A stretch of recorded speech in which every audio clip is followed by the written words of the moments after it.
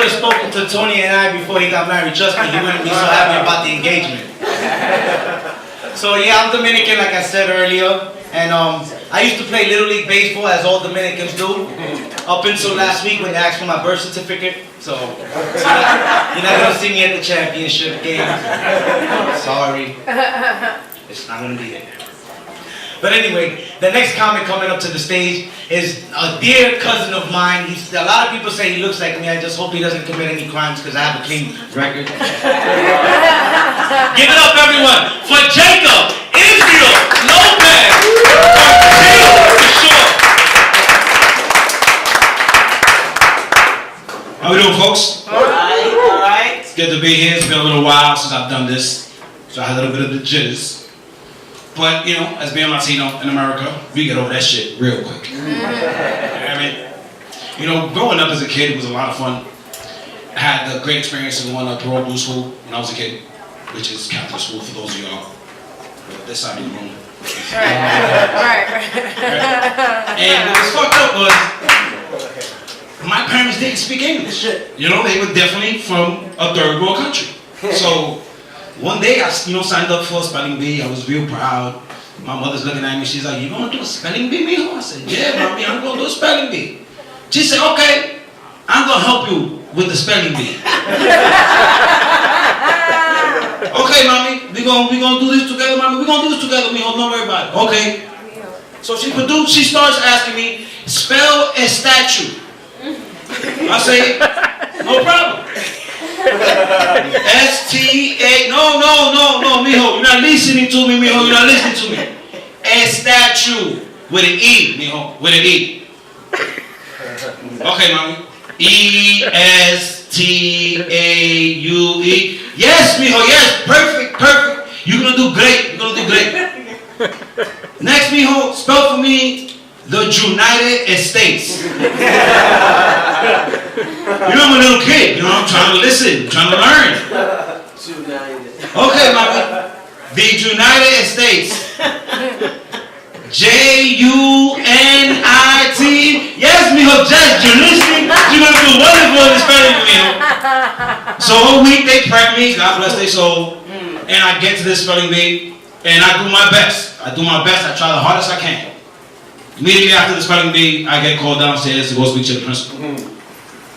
Mr. Lopez, you are no longer allowed to participate in any more spelling bees in this school. I'm a little kid. I'm asking him why can't I be in the spelling bee?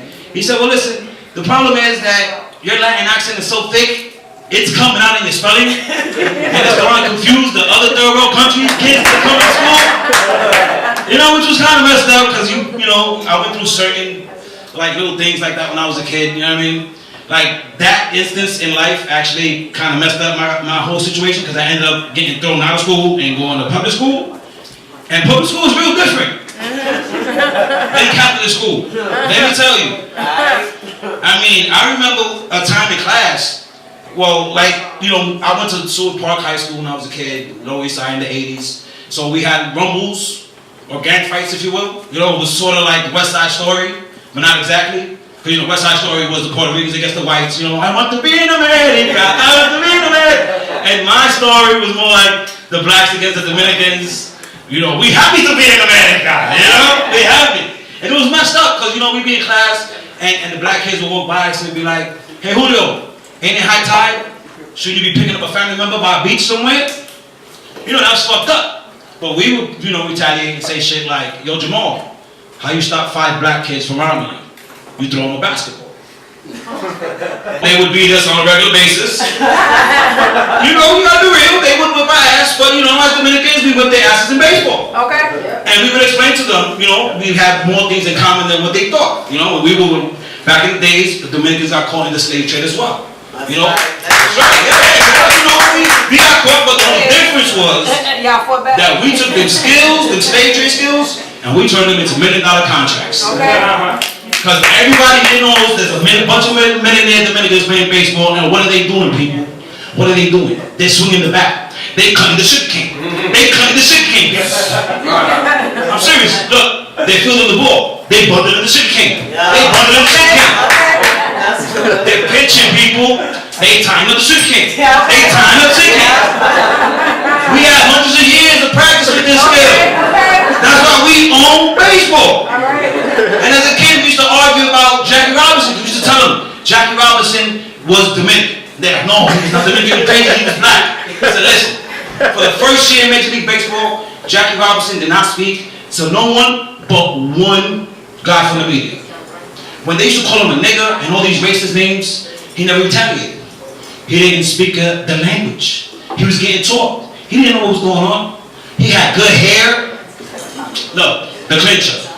A black man named Jackie. You know he was Dominican. Think about it.